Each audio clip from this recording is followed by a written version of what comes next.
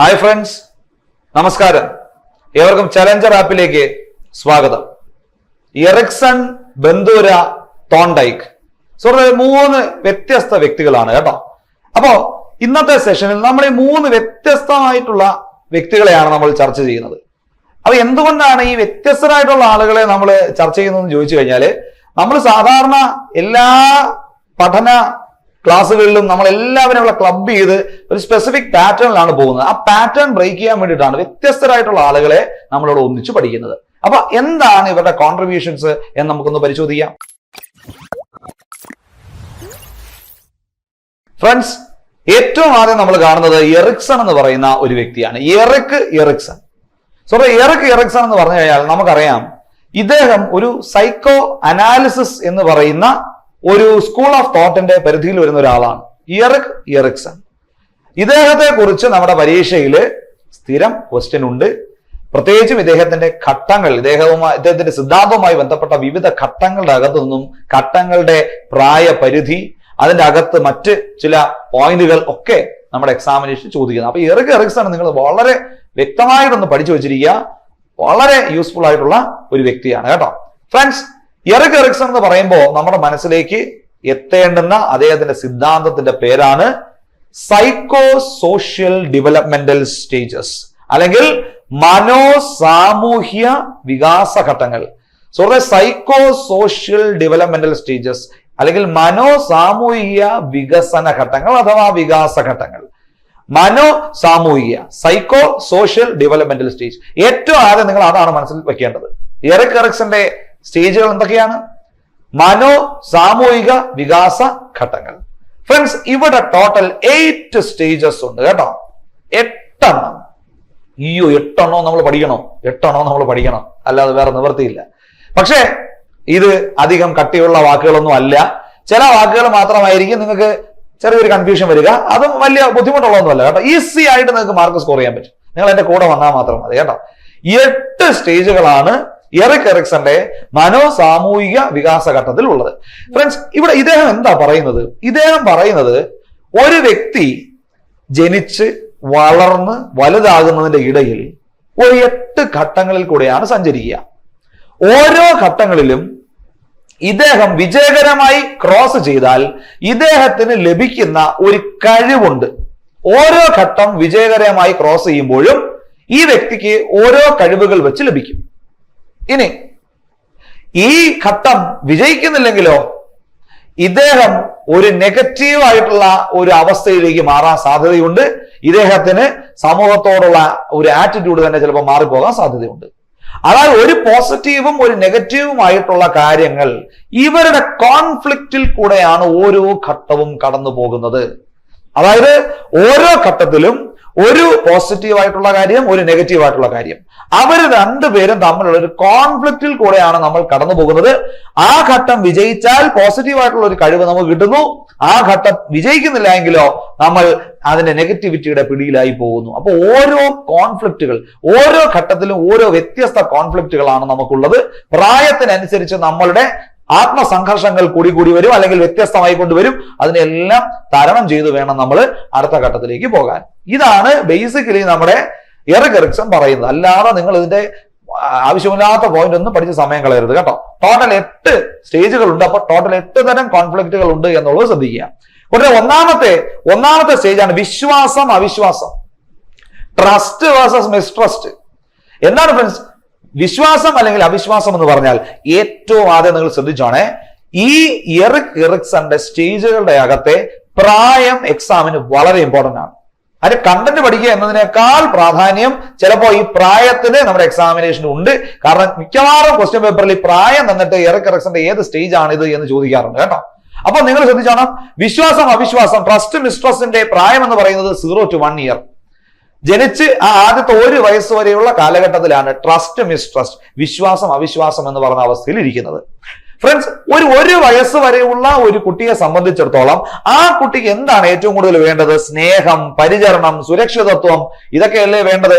ആ കുട്ടിയെ സ്നേഹിക്കാൻ ആള് വേണം, പരിചരിക്കാൻ ആള് വേണം, സേഫ്റ്റി, സുരക്ഷിതത്വം കുട്ടിക്ക് ഫീൽ ചെയ്യണം അല്ലെ. ഇതാണ് എല്ലാ കുട്ടികളും 1 വയസ്സ് വരെയുള്ള കാലഘട്ടത്തിൽ ആഗ്രഹിക്കുന്നത്, അല്ലെങ്കിൽ അവർക്ക് അതാണ് അനിവാര്യം എന്ന് പറയുന്നത്. ഫ്രണ്ട്സ്, ഈ കാലഘട്ടത്തിൽ ഈ പറയുന്നതൊക്കെ കിട്ടിയാൽ, അതായത് ഒരു അമ്മയിൽ നിന്നും അച്ഛനിൽ നിന്നും കുടുംബാംഗങ്ങളിൽ നിന്നും ഒക്കെ ഇതെല്ലാം കിട്ടിയാൽ കുട്ടിക്ക് മറ്റുള്ളവരിലുള്ള വിശ്വാസം വളരുന്നുണ്ട്. അതായത് എനിക്ക് ആളുകളെയൊക്കെ വിശ്വസിക്കാം എന്ന് കുട്ടി കരുതുന്നുണ്ട്, അല്ലെ? അപ്പൊ ഒരു വയസ്സ് വരെയുള്ള ഒരു കുട്ടിയെ സ്നേഹിച്ചും പരിചരിച്ചും സുരക്ഷിതത്വത്തോടു കൂടിയും വളർത്തിയാൽ സുഹൃത്തുക്കളെ, ആ കുട്ടിക്ക് ഹോപ്പ്, പ്രതീക്ഷ എന്ന് പറയുന്ന ഒരു കഴിവ് ലഭിക്കുന്നുണ്ട്.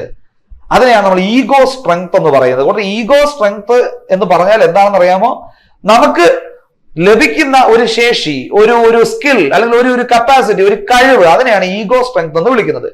ഈ 1 വയസ്സ് വരെയുള്ള കാലഘട്ടത്തിൽ കുട്ടികൾക്ക് സ്നേഹം, പരിചരണം, സുരക്ഷിതത്വം ഒക്കെ കിട്ടിയാൽ കുട്ടിക്ക് സമൂഹത്തോട് വല്ലാത്തൊരു പ്രതീക്ഷ ഉണ്ടാവും. അത് ഇവര് നല്ല ആൾക്കാരാണ്, നല്ല ആളുകളാണ്, ഈ പറഞ്ഞ ചുറ്റുവട്ടത്തുള്ള എല്ലാവരും, എനിക്ക് ഇവരെയൊക്കെ വിശ്വസിക്കാം എന്ന ഒരു പ്രതീക്ഷ ഈ പറഞ്ഞ വ്യക്തിക്ക് ഉണ്ടാകും. അതേസമയം 1 വയസ്സ് വരെയുള്ള ഒരു കുഞ്ഞിനെ ലാളിക്കാതെ പരിചരിക്കാതെ ഒട്ടും സുരക്ഷിതത്വ ബോധമില്ലാതെയാണ് വളർത്തുന്നതെങ്കിലോ ആ കുട്ടിക്ക് സമൂഹത്തോട് മിസ്ട്രസ്റ്റ് ഉണ്ടാകും, വിശ്വാസമില്ലായ്മ ഉണ്ടാകും, എനിക്ക് ആരെ വിശ്വസിക്കാൻ കഴിയില്ല എന്നൊരു അവസ്ഥയിലേക്ക് മാറും. സുഹൃത്തുക്കളെ, നമ്മുടെ സമൂഹത്തോട് നമുക്കൊരു വിശ്വാസ്യത വേണം, എങ്കിലേ നമുക്ക് നിലനിൽക്കാൻ പറ്റുള്ളൂ കേട്ടോ. ഒരു ആവശ്യം വന്നാൽ ആരെങ്കിലൊക്കെ ഉണ്ടാവും, അല്ലെങ്കിൽ എല്ലാവരും, അത് ഒരുവിധപ്പെട്ട എല്ലാവരും നല്ല ആളുകളാണ് എന്ന തരത്തിലുള്ളൊരു ചിന്ത നമ്മുടെ മനസ്സിൽ ഉണ്ടായിരുന്നു, ഇല്ലെങ്കിൽ നമുക്ക് ജീവിക്കാൻ പറ്റില്ല. എല്ലാവരും മോശക്കാരാണെന്നൊക്കെ നമ്മൾ ചിന്തിക്കാൻ തുടങ്ങിയാൽ നമുക്കൊരു നിലനിൽപ്പില്ല എന്നുള്ളതാണ്, നമ്മളത് സാരമായി ബാധിക്കും. ഇതാണ് നമ്മുടെ ഒന്നാമത്തെ സ്റ്റേജ്, ഇതാണ് ആ ഒന്നാമത്തെ കോൺഫ്ലിക്റ്റ്. ട്രസ്റ്റ്, മിസ്ട്രസ്റ്റ്, വിശ്വാസം, അവിശ്വാസം. ഇതിൽ കുട്ടിക്ക് ആവശ്യമായിട്ടുള്ള കാര്യങ്ങളെല്ലാം കിട്ടിയാൽ കുട്ടിക്ക് സമൂഹത്തോടൊരു വിശ്വാസം ഉണ്ടാവുകയും കുട്ടി ഈ ഘട്ടത്തിൽ നിന്നും നേടിയെടുക്കുന്ന ആ ഒരു കഴിവാണ് ഹോപ്പ്, പ്രതീക്ഷ എന്ന് പറയുന്നത്. ഓക്കെ അല്ലേ? ഓക്കെയാണ്. കൂടാതെ രണ്ടാമത്തേത് എന്താണ്? രണ്ടാമത്തെ സ്റ്റേജ് സ്വേച്ഛാ പ്രവർത്തനം, സംശയം. സ്വേച്ഛാ പ്രവർത്തനം എന്ന് പറഞ്ഞാൽ ഓട്ടോണമി, സംശയം എന്ന് പറഞ്ഞാൽ ഡൗട്ട് അല്ലെങ്കിൽ ഷെയിം. 1 മുതൽ 2 വയസ്സ് വരെയുള്ള കുട്ടികൾക്ക് ഈ കോൺഫ്ലിക്റ്റ് ആണ് ഉണ്ടാകുന്നത്. 1 മുതൽ 2 വയസ്സ് വരെയുള്ള കുട്ടികൾക്ക് സ്വേച്ഛാ പ്രവർത്തനം, സംശയം എന്ന് പറയുന്ന വല്ലാത്ത ഒരു കോൺഫ്ലിക്റ്റിൽ നിൽക്കുകയാണ്. എന്താണ് ഈ കോൺഫ്ലിക്റ്റ്? സ്വന്തം ഇഷ്ടമനുസരിച്ച് പ്രവർത്തിക്കാനുള്ള താല്പര്യം ഇവിടെ വളരുകയാണ്, അല്ലെ? അതായത് ഈ കാലഘട്ടത്തിൽ 1 മുതൽ 2 വയസ്സ് വരെയുള്ള കാലഘട്ടത്തിൽ കുട്ടികൾ ചില കാര്യങ്ങൾ സ്വന്തമായിട്ട് ചെയ്യാൻ ശ്രമിക്കും, അല്ലെ? അതായത് കൈയൊക്കെ അനക്കാൻ, അല്ലെങ്കിൽ എന്തെങ്കിലും വസ്തുവിൽ മുറുക്കെ പിടിക്കാൻ, അതെടുക്കാൻ, അങ്ങനെയുള്ള ചെറിയ ചെറിയ ടെൻഡൻസികൾ കുട്ടികൾക്കുണ്ടാവും, അല്ലെ? നമ്മൾ എന്താണ് അപ്പോൾ ചെയ്യേണ്ടത്? നമ്മൾ അതിനെ പ്രോത്സാഹിപ്പിച്ചു കൊടുക്കണം. കുട്ടികൾ സ്വന്തമായിട്ട് സ്വേച്ഛാ പ്രവർത്തനത്തിലൂടെ എന്തെങ്കിലും ചെയ്യാൻ ശ്രമിക്കുമ്പോൾ നമ്മൾ അതിനെ എൻകറേജ് ചെയ്ത് കൊടുക്കണം, അല്ലെ? എന്നാൽ നമ്മൾ അത് ചെയ്യുന്നില്ലെങ്കിലോ, കുട്ടിയുടെ സ്വേച്ഛാ പ്രവർത്തനത്തെ നമ്മൾ തടഞ്ഞാലോ, അത് തടയപ്പെട്ടാൽ കുട്ടിക്ക് അസ്വാതന്ത്ര്യം അനുഭവിക്കുന്നു, കുട്ടിക്ക് ഒരു ഫ്രീഡം ഇല്ലായ്മ അനുഭവിക്കപ്പെടുകയും കുട്ടിക്ക് സ്വന്തം കഴിവിൽ തന്നെ സംശയം വരികയും ചെയ്യും.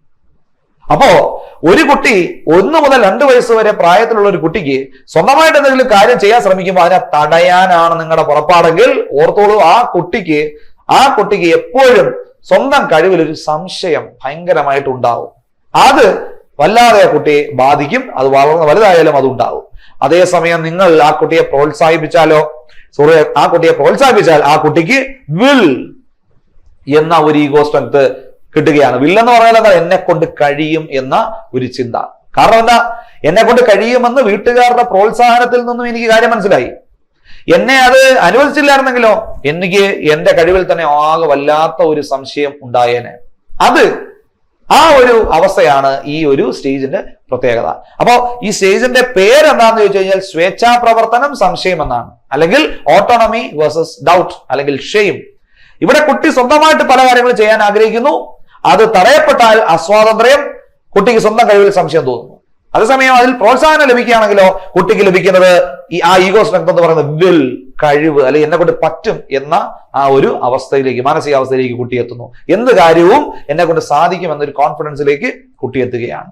രണ്ടാമത്തെ സ്റ്റേജ് നോക്കൂ, 8 സ്റ്റേജുകളാണ്, 2 തന്നെ ഇപ്പൊ തന്നെ തീർന്നു. സിമ്പിൾ അല്ലേ? ഈസിയാണ്. ഓക്കെ ഫ്രണ്ട്സ്, മൂന്നാമത്തെ സ്റ്റേജ് എന്താണ് ഫ്രണ്ട്സ്? മൂന്നാമത്തത് സന്നദ്ധത, കുറ്റബോധം.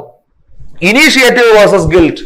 സന്നദ്ധത, കുറ്റബോധം, ഇനീഷ്യേറ്റീവ് വേഴ്സസ് ഗിൽറ്റ്. 3 മുതൽ 5 വയസ്സ് വരെ, 3 to 5 ഇയേഴ്സിൽ ഒരു കുട്ടിയുടെ സംഘർഷം എന്ന് പറയുന്നത് സന്നദ്ധത, കുറ്റബോധം.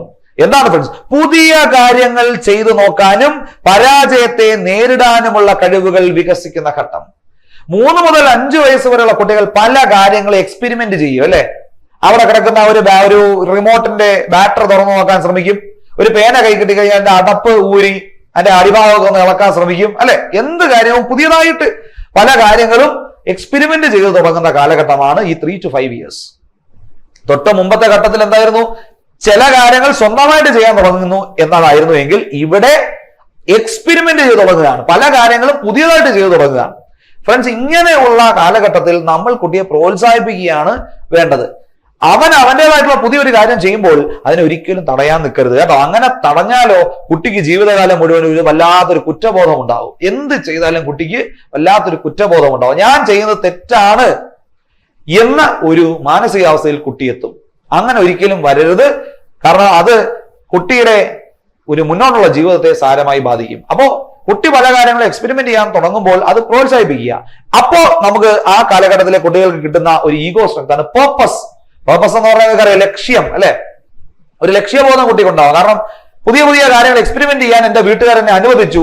സോ എനിക്കൊരു ലക്ഷ്യം ഉണ്ടായാലും എനിക്കത് എത്താൻ വലിയ പാടൊന്നുമില്ല എന്ന് കുട്ടിക്ക് ഉറപ്പാണ്. പക്ഷേ അത് നിങ്ങൾ അനുവദിക്കുന്നില്ലെങ്കിലോ കുട്ടിയെ സംബന്ധിച്ച് കുട്ടിക്ക് വല്ലാത്തൊരു കുറ്റബോധം ഫീൽ ചെയ്യും. ഞാൻ എന്ത് ചെയ്താലും അത് തെറ്റാണ് എന്ന വല്ലാത്തൊരു കുറ്റബോധത്തിന്റെ പിടിയിൽ എത്തുന്നു എന്നതാണ്. അപ്പോ ഇതാണ് എറിക് എറിക്സന്റെ 3ാമത്തെ ഘട്ടം, സന്നദ്ധത അല്ലെങ്കിൽ കുറ്റബോധം 3 മുതൽ 5 വയസ്സ് വരെ. ഒക്കെയാണ് സിമ്പിൾ. കുട്ടി 4ാമത്തേത് 8 ഘട്ടങ്ങളിൽ 4 പകുതിയായി കർമ്മോത്സുകത വേഴ്സസ് അപകർഷതാബോധം. Industry versus inferiority. കർമ്മോത്സുകത വേഴ്സസ് അപകർഷതാബോധം. Industry versus inferiority. 6 മുതൽ 12 വയസ്സ് വരെ. 6 മുതൽ 12 വയസ്സ് വരെ എന്ന് പറയുമ്പോൾ നിങ്ങൾ മനസ്സിലാക്കുക, നമ്മൾ സ്കൂളിൽ പോയി തുടങ്ങുന്ന കാലഘട്ടം, പുതിയ കൂട്ടുകാരെ ലഭിക്കുന്ന കാലഘട്ടം അല്ലെ, പുതിയ കൂട്ടുകെട്ടുകളിൽ ചെന്ന് പെടുന്ന കാലഘട്ടം, കൂട്ടായ പ്രവർത്തനങ്ങൾക്കുള്ള ശേഷി വികസിക്കുന്നു. നിങ്ങൾക്ക് ഒരു കോമ്പറ്റീഷനിൽ വിജയിക്കണമെങ്കിൽ നിങ്ങൾ ആളുകളുമായിട്ട് കോമ്പീറ്റ് ചെയ്തല്ലേ പറ്റുള്ളൂ. ഇന്നേ വരെ ആളുകളുമായിട്ട് കോമ്പീറ്റ് ചെയ്യാത്ത ഒരാൾക്ക് കോമ്പറ്റേറ്റീവ് മൈൻഡ് ഉണ്ടാവുമോ, കപ്പാസിറ്റി ഉണ്ടാവുമോ? ഇല്ല. കാരണം ഇന്നേ വരെ അയാൾ ആരുമായിട്ടും കോമ്പീറ്റ് ചെയ്തിട്ടില്ല. 6ാമത്തെ വയസ്സിൽ നമ്മൾ സ്കൂളിൽ പോകുമ്പോൾ നമുക്ക് ഒരുപാട് കൂട്ടുകാരെ കിട്ടും. നമ്മളെ ചലഞ്ച് ചെയ്യത്തക്ക വിധത്തിലുള്ള നല്ല സുഹൃത്തുക്കളെ നമുക്ക് കിട്ടും അല്ലെ. സ്വാഭാവികമായിട്ട് അപ്പൊ അവിടെ ഒരു ചെറിയൊരു കോമ്പറ്റീഷൻ ഉണ്ടാവും. ഇവൻ എന്നെക്കാട്ടി നന്നായിട്ട് ചെയ്തു, എനിക്ക് അവനെക്കാട്ടി നന്നായിട്ട് ചെയ്യണം എന്നൊരു ഹെൽത്തി കോമ്പറ്റീഷൻ അവിടെ കുട്ടികളുടെ ഇടയിൽ ഉണ്ടാവും അല്ലെ. അപ്പൊ അത്തരത്തിലൊരു കോമ്പറ്റേറ്റീവ് മൈൻഡ് നല്ലൊരു കാര്യമാണ്. അത്തരത്തിലൊരു കൂട്ടായ പ്രവർത്തനത്തെയും നമ്മൾ പ്രോത്സാഹിപ്പിച്ചു കൊടുക്കണം. എന്നാൽ മാത്രമേ കുട്ടിക്ക് സംഘപ്രവർത്തനത്തിൽ വിജയിക്കാൻ സാധിക്കൂ. അല്ലാതെ ഞാനൊരു ഗ്രൂപ്പിൽ നിൽക്കില്ല, എനിക്ക് ആരുടെയും ഔദാര്യം വേണ്ട എന്ന ഒരു ആറ്റിറ്റ്യൂഡ് ആണെങ്കിൽ കുട്ടിക്ക് ഒരിക്കലും ആ ഒരു കൂട്ടായ പ്രവർത്തനത്തിൽ പങ്കാളിയാകാൻ സാധിക്കില്ല. സോ കൂട്ടുകാരും ഒക്കെ ആയിട്ട് അവരൊരു ഗ്രൂപ്പ് ആക്ടിവിറ്റി ഒക്കെ ചെയ്യുന്ന സമയത്ത് നമ്മൾ മാക്സിമം അതിനെ പ്രോത്സാഹിപ്പിക്കുക. അങ്ങനെ പ്രോത്സാഹിപ്പിച്ചില്ലെങ്കിലുള്ള കുഴപ്പം എന്താണ്? കുട്ടിക്ക് ജീവിതകാലം മുഴുവൻ അപകർഷതാബോധം ഉണ്ടാവും. കാരണം ഞാൻ ഭയങ്കരമായിട്ട് ഇൻഫീരിയർ ആണ് എന്ന് കുട്ടിക്ക് ഭയങ്കരമായിട്ടൊരു തോന്നൽ ഉണ്ടാകുന്നു. അത് ഭയങ്കരമായിട്ട് നമ്മളെ ബാധിക്കും. അതുകൊണ്ട് ഗ്രൂപ്പ് ആക്ടിവിറ്റി ചെയ്യുമ്പോൾ മാക്സിമം പ്രോത്സാഹനം കൊടുക്കുക. അങ്ങനെ കൊടുത്താൽ നമുക്ക് കിട്ടുന്ന ഈഗോ സ്ട്രെങ്ത് ആണ് കോമ്പീറ്റൻസ്. എന്നെ കൊണ്ട് കോമ്പറ്റീഷൻ ഒരു മേഖലയിലേക്ക് ഇറങ്ങാൻ പറ്റും, എനിക്ക് നല്ല മത്സരശേഷി ഉണ്ട്, ആ അത്തരത്തിലുള്ള ഒരു കഴിവ് ഇവിടെ കുട്ടിക്ക് ലഭിച്ചിരിക്കുക. സോ സംഘപ്രവർത്തനങ്ങളിൽ പങ്കാളിയാക്കുക. 4ാമത്തെ എറിക് എറിക്സന്റെ സ്റ്റേജ് ആണ് കർമ്മോത്സുകത അല്ലെങ്കിൽ അപകർഷതാബോധം. കർമ്മോത്സുകത എന്ന് പറഞ്ഞാൽ ഗ്രൂപ്പായിട്ട് നിന്ന് പ്രവർത്തിക്കാനുള്ള ശേഷി. അപ്പൊ ഗ്രൂപ്പ് ആക്ടിവിറ്റീസിൽ പോകുന്ന കാലഘട്ടമാണ്. പ്രോത്സാഹനം കൊടുക്കുക. അങ്ങനെ കൊടുത്താൽ കിട്ടുന്ന ഈഗോ സ്ട്രെങ്ത് ആണ് കോമ്പീറ്റൻസ് എന്ന് പറയുന്നത്, അല്ലെങ്കിൽ മത്സരശേഷി എന്ന് പറയുന്നത്. ഫ്രണ്ട്സ്, അങ്ങനെയെങ്കിൽ 5ാമത്തേത് എന്താണ്? 5ാമത്തെ സ്റ്റേജ് എന്താണ് ഫ്രണ്ട്സ്? ഇതാണ് സ്വത്വബോധം അഥവാ വ്യക്തിത്വ ശങ്ക. സ്വത്വബോധം അഥവാ വ്യക്തിത്വ ശങ്ക. Identity versus identity confusion. Identity versus identity confusion. ശ്രദ്ധിച്ചോണം, നമ്മുടെ ഈ ഐഡന്റിറ്റി ക്രൈസിസ് എന്നൊക്കെ പറയുന്ന വാക്ക് ആദ്യമായിട്ട് ഉപയോഗിക്കുന്നത് തന്നെ ആരാണ്? എറിക് എറിക്സൺ ആണ് കേട്ടോ. ഐഡന്റിറ്റി ക്രൈസിസ്, ഐഡന്റിറ്റി കൺഫ്യൂഷൻ എന്നൊക്കെയുള്ള ഈ പദങ്ങൾ ആദ്യമായിട്ട് ഉപയോഗിച്ചത് ആരാണ്? എറിക് എറിക്സൺ ആണ്. നല്ലൊരു ക്വസ്റ്റ്യൻ ആണ്.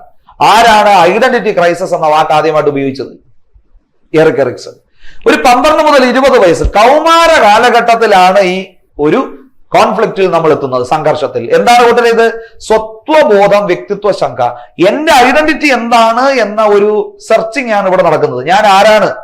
ചെറിയ കുട്ടിയാണോ വലിയ കുട്ടിയാണോ എന്ന് ആ കാലഘട്ടത്തിലെ കുട്ടികൾക്ക് ആകെ സംശയമാണ് അല്ലെ. അതാണ് ഈ ഒരു കാലഘട്ടത്തിന്റെ പ്രത്യേകത. അവനവനെ കുറിച്ചുള്ള ബോധം വികസിക്കുന്നു, സ്വന്തം കഴിവുകൾ തിരിച്ചറിഞ്ഞ് ഭാവിയെ രൂപപ്പെടുത്താനും ശ്രമിക്കുന്നു. ഈ കൗമാരത്തിൽ എത്തുമ്പോഴാണ് നമ്മളുടെ പല കഴിവുകളും നമ്മൾ ഡിസ്കവർ ചെയ്യുന്നത്. അപ്പൊ നമുക്ക് നമ്മളെ കുറിച്ച് തന്നെ ഉള്ള ഒരു ബോധം വികസിക്കുന്നു, നമ്മുടെ സ്വന്തം കഴിവുകളെ തിരിച്ചറിഞ്ഞ് പ്രവർത്തിക്കാൻ നമ്മൾ ശ്രമിക്കുന്നു.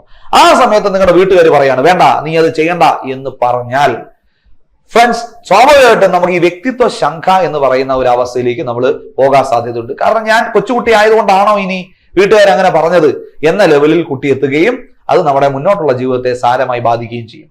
അതല്ല, ആ കാലഘട്ടത്തിൽ നിങ്ങൾക്ക് മാക്സിമം ആയിട്ട് നിങ്ങളുടെ ടാലന്റുകൾ വർദ്ധിപ്പിക്കാൻ സാധിക്കുന്നുണ്ട് എങ്കിൽ സുഹൃത്തുക്കളെ, നിങ്ങൾക്ക് നിങ്ങളുടെ കഴിവിൽ തന്നെ ഉള്ള ഒരു വിശ്വാസ്യത വർദ്ധിക്കുകയാണ്. ഫിഡലിറ്റി എന്നാണ് ഈ ഈഗോ സ്ട്രെങ്ത്തിന്റെ കാര്യം. വിശ്വാസ്യത, നിങ്ങളുടെ കഴിവിൽ തന്നെ ഉള്ള ഒരു വിശ്വാസ്യത അവിടെ വർദ്ധിക്കുകയാണ് എന്നത് നിങ്ങളൊന്ന് ഓർമ്മയിൽ വെച്ചിരിക്കുക. ക്ലിയർലേ? അപ്പോ സ്വത്വബോധം അഥവാ വ്യക്തിത്വ ശങ്ക എന്ന് പറയുന്ന അഞ്ചാമത്തെ ഘട്ടമാണിത്. Identity versus identity confusion. 12 മുതൽ 20 വയസ്സിൽ സ്വന്തം കഴിവുകൾ തിരിച്ചറിയുന്ന കാലഘട്ടം. അതിനുള്ള ഒരു അവസരം കിട്ടിയില്ല എങ്കിൽ വളരെ വലിയ വ്യക്തിത്വ ശങ്കയിലേക്ക് പോകാൻ സാധ്യതയുണ്ട്. എന്നാൽ അതിനുള്ള അവസരം ലഭിച്ചാലോ സ്വാഭാവികമായിട്ടും നിങ്ങളുടെ കഴിവിലുള്ള വിശ്വാസ്യത നിങ്ങൾക്ക് കൂടുകയും ഫിഡലിറ്റി, വിശ്വാസ്യത എന്ന് പറയുന്ന ഒരു ഈഗോ സ്ട്രെങ്ത് അവിടെ ലഭിക്കുകയും ചെയ്യും. ക്ലിയർ? അപ്പൊ ഈ സ്റ്റേജ് നമ്മൾ നല്ല രീതിയിൽ ക്രോസ് ചെയ്യേണ്ടതായിട്ടുണ്ട്. അങ്ങനെയെങ്കിൽ 6ാമത്തെ സ്റ്റേജ് എന്താണ്? അടുപ്പം വേഴ്സസ് ഏകാകികത. അടുപ്പം വേഴ്സസ് ഏകാകികത, ഇന്റിമസി വേഴ്സസ് ഐസൊലേഷൻ. 20 മുതൽ 40 വയസ്സ് വരെയുള്ള കാലഘട്ടം. ഫ്രണ്ട്സ്, ഈ പ്രായപരിധിയിൽ എത്തുമ്പോഴേക്കും നമുക്ക് ഇന്റിമസി എന്ന് പറയുന്ന ഒരു കാര്യം നമുക്ക് വളരെ അത്യാവശ്യമായിട്ട് വരും. അതൊരു വിവാഹം കഴിക്കാൻ ചിലപ്പോൾ തോന്നും, അല്ലെങ്കിൽ ഒരു പ്രണയത്തിലേക്ക് ചെന്ന് വീഴാൻ നമുക്ക് ഭയങ്കരമായിട്ട് ഒരു ടെൻഡൻസി ഉണ്ടാവും. നല്ല സുഹൃത്തുക്കൾ വേണമെന്നൊരു ആഗ്രഹം നമുക്കുണ്ടാകും. അതായത് നമുക്ക് നമ്മുടെ കാര്യങ്ങൾ ഷെയർ ചെയ്യാൻ ഒരാൾ വേണമെന്നൊരു ചിന്ത വളരെ ഭീകരമായിട്ട് നമ്മളെ പിടികൂടുന്ന ഒരു കാലഘട്ടമാണ് ഇന്റിമസി. ഫ്രണ്ട്സ്, ഈ കാലഘട്ടത്തിലാണല്ലോ ബഹുഭൂരിപക്ഷം വിവാഹങ്ങൾ നടക്കുന്നത്. അല്ലെങ്കിൽ വിവാഹമായിക്കോട്ടെ, അല്ലെങ്കിൽ നിങ്ങൾക്ക് നല്ല നല്ല ഫ്രണ്ട്സിനെയൊക്കെ നിങ്ങൾ ഉദ്ദേശിക്കുന്ന നല്ല ഫ്രണ്ട്സിനെയൊക്കെ ചിലപ്പോൾ നിങ്ങളുടെ ജീവിതത്തിൽ ലഭിക്കുന്ന ഈ കാലഘട്ടമാണ്. പഠിച്ചുകൊണ്ടിരിക്കുമ്പോൾ നമുക്കൊരു 100, 200, 400, 500 ഫ്രണ്ട്സ് ലിസ്റ്റ് നമ്മുടെ കയ്യിലുണ്ടാവും. പക്ഷെ ഒരു പോയിന്റ് കഴിയുമ്പോൾ ഇവർ ആരും നമ്മുടെ കൂട്ടത്തിൽ കാണില്ല. വളരെ ചെറിയ ഒരു സർക്കിൾ മാത്രമായിരിക്കും നമുക്കുള്ളത്. അത് ഈ ഒരു പ്രായത്തിലേക്ക് കടക്കുമ്പോൾ നിങ്ങളുടെ ഫ്രണ്ട് സർക്കിൾ വളരെ നല്ല രീതിയിൽ ചുരുങ്ങുന്നതായിട്ട് നിങ്ങൾക്ക് കാണാം. ഓക്കെ, മറ്റുള്ളവരുമായി അടുത്ത് ഇടപഴകേണ്ടുന്ന ഘട്ടം. നമ്മൾ വളരെയധികം ഇന്റിമേറ്റ് ആവും ഈ കാലഘട്ടത്തിൽ.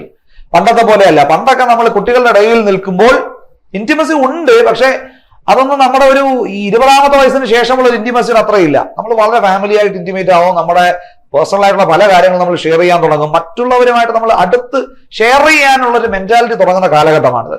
നല്ല പങ്കാളി, നല്ല സുഹൃത്ത് എന്നിവ നമുക്ക് അത്യാവശ്യമായിട്ട് വേണമെന്ന് ഫീൽ ചെയ്യുന്ന കാലഘട്ടം ഇതാണ്. സോ 20ാമത്തെ അല്ലെങ്കിൽ 40ാമത്തെ വയസ്സിൽ അത്തരത്തിലൊരു നല്ലൊരു പങ്കാളിയെയോ അത്തരത്തിൽ നല്ലൊരു സുഹൃത്തിനെയോ ലഭിക്കാത്ത അവസ്ഥ വന്നാലോ ഫ്രണ്ട്സ്, നിങ്ങളുടെ ജീവിതം മുഴുവൻ നിങ്ങൾക്ക് ഒരു ഏകാന്തത അനുഭവപ്പെടും, ഐസൊലേഷൻ അനുഭവപ്പെടും. അത് സത്യമാണ് കേട്ടോ. അത് വിവാഹം കഴിക്കാൻ താല്പര്യമില്ലാത്ത ആളുകളാണെങ്കിൽ എന്നോട് ക്ഷമിക്കൂ, പക്ഷെ സൈക്കോളജി പറയുന്നത് മറിച്ചാണ് എന്നാണ്. അതായത് ഈ കാലഘട്ടത്തിൽ നിങ്ങൾക്ക് നല്ലൊരു ഫ്രണ്ടോ അല്ലെങ്കിൽ ലൈഫ് പാർട്ണറോ, ലൈഫ് പാർട്ണറോ വേണ്ടെങ്കിൽ വേണ്ട, പക്ഷെ നല്ലൊരു ഫ്രണ്ട് കൂടെ വേണം കേട്ടോ. ഏതെങ്കിലും ഒന്ന് മതി.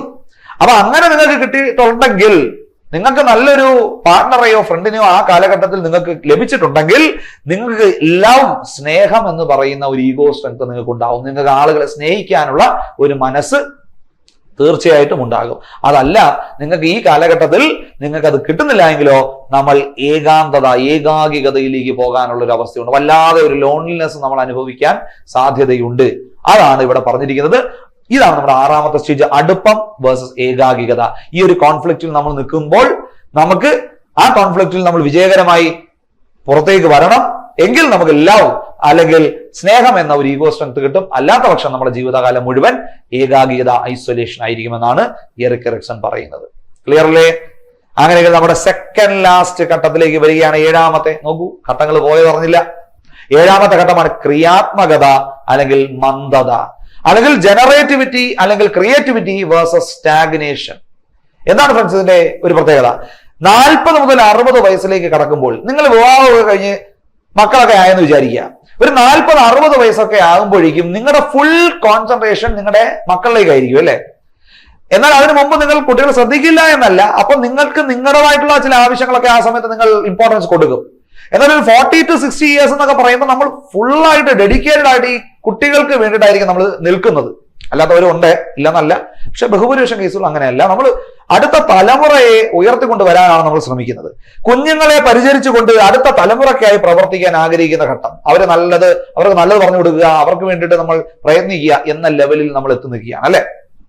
ഇവിടെ നിങ്ങൾക്ക് അടുത്ത തലമുറയെ ഉയർത്തിക്കൊണ്ടുവരാൻ സാധിക്കുന്നില്ല എങ്കിലോ, തലമുറ എന്ന് പറയുന്നത് മക്കൾ തന്നെ ആവണമെന്നില്ല കേട്ടോ, നിങ്ങൾക്ക് നിങ്ങളുടെ അടുത്ത ജനറേഷനിലുള്ള വ്യക്തികളെ പോലും നല്ല രീതിയിൽ മുന്നോട്ട് ഉയർത്തിക്കൊണ്ടുവരാൻ സാധിക്കുന്നില്ല എങ്കിലോ നിങ്ങളുടെ ജീവിതത്തിൽ വല്ലാത്തൊരു മന്ദത അനുഭവിക്കും.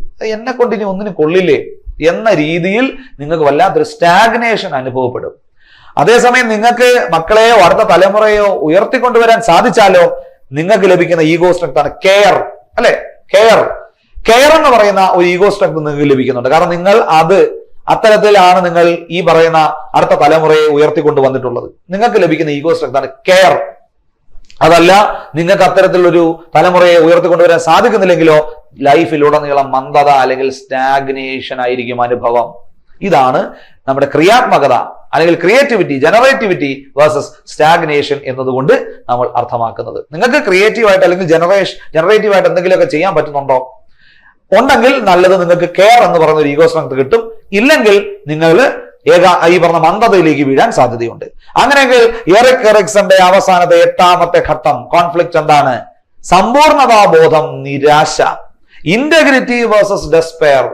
ഫ്രണ്ട്സ്, വിവാഹം കഴിഞ്ഞു, മക്കളായി, നമ്മൾ 60 വയസ്സിന് മുകളിലെത്തി, വാർദ്ധക്യം പിടികൂടാൻ തുടങ്ങിയിരിക്കുകയാണ്. 60ാമത്തെ വയസ്സിൽ നമ്മളുടെ ജീവിതത്തെക്കുറിച്ച് നമ്മളൊരു ചിന്തയുണ്ട്. 60 തന്നെ ആവണമെന്നില്ല, 65, 70, 75 മേഖലയിലേക്കൊക്കെ എത്തുമ്പോൾ നമ്മൾ തിരിഞ്ഞ് നമ്മുടെ ജീവിതം എന്തായിരുന്നു എന്നൊരു നോട്ടമുണ്ട്. ഇപ്പോഴൊന്നും നമ്മളത് ചിന്തിക്കില്ല കേട്ടോ. ഇപ്പോഴൊക്കെ നമ്മൾ പരക്കം പാച്ചിലാണ്. നമ്മുടെ പഴയ കാലഘട്ടത്തെ കുറിച്ചൊന്നും നമ്മൾ അങ്ങനെ വിലയിരുത്തലൊന്നും നടത്താറില്ല. പക്ഷെ ഒരു 60 വയസ്സൊക്കെ ആയതിനു ശേഷം നമ്മൾ ജോലിയിൽ നിന്നൊക്കെ റിട്ടയർമെന്റിൽ എത്തി നിൽക്കുന്ന സമയത്ത് നമുക്ക് സമയമൊക്കെ ഇഷ്ടം പോലെ ഉണ്ട്. നമ്മളിരുന്ന് ആലോചിക്കാൻ തുടങ്ങും എന്തായിരുന്നു നമ്മുടെ ജീവിതം. അപ്പോ അങ്ങനെ നമ്മൾ ചിന്തിക്കാൻ തുടങ്ങുമ്പോൾ സ്വന്തം ജീവിതത്തെ തിരിഞ്ഞു നോക്കി വിലയിരുത്തുന്ന സമയത്ത് തൃപ്തികരമായി അനുഭവപ്പെട്ടാൽ, ഓക്കെ, എനിക്ക് എന്റെ ജീവിതം കൊണ്ട് നല്ലൊരു സാറ്റിസ്ഫാക്ഷൻ കിട്ടി എന്ന് ഒരു ബോധ്യമുണ്ടെങ്കിൽ നിങ്ങൾക്ക് വിവേകം എന്ന് പറയുന്ന ഒരു ഈഗോ സ്ട്രെങ്ത് ലഭിക്കുന്നു. എനിക്ക് എന്റെ ജീവിതം കൊണ്ട് പല നേട്ടങ്ങളും ഉണ്ടായി, എനിക്ക് നല്ല രീതിയിലൊക്കെ പല കാര്യങ്ങൾ ചെയ്യാൻ സാധിച്ചു, കോൺട്രിബ്യൂട്ട് ചെയ്യാൻ സാധിച്ചു എന്ന് പറഞ്ഞാൽ നിങ്ങൾക്ക് നല്ല വിവേകം നിങ്ങൾക്ക് ലഭിക്കുന്ന ഒരു അവസ്ഥയിലേക്ക് എത്തുകയാണ്. എന്നാൽ നിങ്ങൾ തിരിഞ്ഞു നോക്കിയപ്പോൾ നിങ്ങൾക്ക് ഇഷ്ടമുള്ള ഒരു കാര്യവും നിങ്ങൾക്ക് ചെയ്യാൻ പറ്റിയിട്ടില്ല, ആഗ്രഹിച്ച ഒരു ജോലി നിങ്ങൾക്ക് ചെയ്യാൻ പറ്റിയിട്ടില്ല, ആഗ്രഹിക്കാത്ത പല കാര്യങ്ങളുമാണ് നിങ്ങളിലേക്ക് എത്തിയത്. അങ്ങനെ ഒരു അവസ്ഥയാണെങ്കിലോ നിങ്ങളുടെ ലൈഫ് ഒരു വലിയ ഒരു വട്ടപൂജ്യമാണെന്ന് നിങ്ങൾക്ക് ആ 60ാമത്തെ വയസ്സിൽ നിങ്ങൾക്ക് ചിലപ്പോൾ തോന്നും. അങ്ങനെ വന്നാൽ ഇനിയുള്ള കാലഘട്ടം മുഴുവൻ നിങ്ങളെ നിരാശാബോധം പിടികൂടും, ഡെസ്പയർ നിങ്ങളെ പിടികൂടും. ആലോചിക്കുക, വാർദ്ധക്യത്തിൽ വരുന്ന നിരാശാബോധം എന്ന് പറയുന്നത് വലിയ ബുദ്ധിമുട്ടുണ്ടാക്കുന്ന ഒന്നാണ്. നമുക്ക് വല്ലാത്ത മാനസിക സംഘർഷത്തിലേക്ക് നമ്മളെ തള്ളിവിടുന്ന ഒന്നാണ്. അതുകൊണ്ടാണ് പറയുന്നത്, യാത്ര ചെയ്യാനുള്ളവർ യാത്ര ചെയ്യുക, സന്തോഷം നൽകുന്ന കാര്യങ്ങൾ നിങ്ങൾ ചെയ്യുക. ആളുകൾ പലതും പറയും, സ്വന്തം വീട്ടുകാർ തന്നെ നിങ്ങളെ വിലക്കാൻ ശ്രമിക്കും, അത് നിങ്ങൾ കേൾക്കേണ്ട കാര്യമില്ല. നിങ്ങൾക്ക് സാറ്റിസ്ഫാക്ഷൻ നൽകുന്ന, നിങ്ങൾക്ക് സന്തോഷം നൽകുന്ന കാര്യങ്ങൾ നിങ്ങൾ ചെയ്യുക. കാരണം ഒരു 60 വയസ്സിന് ശേഷം തിരിഞ്ഞു നോക്കുമ്പോൾ നിങ്ങൾക്ക് അത് ചെയ്യാത്ത പക്ഷം നിങ്ങൾക്ക് നിരാശ വലിയ തോതിൽ അനുഭവിക്കപ്പെടേണ്ടി വരും, അല്ലെങ്കിൽ നിങ്ങളെ എക്സ്പീരിയൻസ് ചെയ്യേണ്ടി വരും എന്നുള്ളത് ഒരു സത്യസന്ധമായ ഒരു കാര്യമാണ് കേട്ടോ. അപ്പോ നിങ്ങളുടെ സന്തോഷത്തിനൊക്കെ സ്വല്പം പ്രാധാന്യം കൊടുക്കണം, ക്രിയേറ്റീവായിട്ട് പല കാര്യങ്ങൾ ചെയ്യണം എന്നാണ് എറിക് എറിക്സൺ പറയുന്നത്. അപ്പോ അവസാനത്തെ 8ാമത്തെ എറിക് എറിക്സന്റെ സ്റ്റേജാണ് സമ്പൂർണതാബോധം അല്ലെങ്കിൽ നിരാശ എന്ന് പറയുന്നത് 60 വയസ്സിന് മുകളിൽ. നോക്കൂ, 8 ഘട്ടങ്ങളാണ് നമ്മൾ പഠിച്ചത്. 8 ഘട്ടങ്ങൾ ഇപ്പൊ ഒന്ന് ചോദിച്ചു കഴിഞ്ഞാൽ നിങ്ങൾക്ക് പകുതി മാത്രമേ ഓർമ്മ കാണുള്ളൂ എന്ന് എനിക്കറിയാം. കാരണം 8 ഘട്ടങ്ങൾ നിങ്ങൾക്ക് കോൺസെപ്റ്റ് കിട്ടി, പക്ഷെ ഓർമ്മയിൽ നിലനിർത്താൻ നിങ്ങൾ എന്ത് ചെയ്യുക, നിങ്ങൾ 1, 2, 3 വട്ടം കൂടെ നിങ്ങളൊന്ന് വായിക്കുക. ഉറപ്പാണ് ഇതിന്റെ അകത്തുനിന്ന് ഒരു ക്വസ്റ്റ്യൻ ഉണ്ടാവും, നിങ്ങൾക്ക് ഈസി ആയിട്ട് ഇതിന്റെ ആൻസർ നിങ്ങൾക്ക് ചെയ്യാനും സാധിക്കും. എറിക് എറിക്സൺ എന്ന് പറഞ്ഞ വ്യക്തിയെ കുറിച്ചൊരു ധാരണ കിട്ടിയല്ലോ. അപ്പൊ അദ്ദേഹം നമ്മുടെ സൈക്കോ സോഷ്യൽ തിയറീസ് ആയിരുന്നു, സ്റ്റേജസ് ആണ് പറഞ്ഞത്, അല്ലെങ്കിൽ സാമൂഹിക വികാസ ഘട്ടങ്ങളെ കുറിച്ചാണ് അദ്ദേഹം പറഞ്ഞത് എന്ന ധാരണ നിങ്ങൾക്ക് ഉണ്ടാവുക. ഓരോ സ്റ്റേജിലും ഓരോ സംഘർഷങ്ങളുണ്ട്, കോൺഫ്ലിക്റ്റുകളുണ്ട് എന്ന് മനസ്സിലാക്കുക. അത് വിജയിച്ചാൽ അവിടെ വെച്ച് തന്നെ നിങ്ങൾക്ക് ഒരു ഈഗോ സ്ട്രെങ്ത് നിങ്ങൾക്ക് ലഭിക്കും.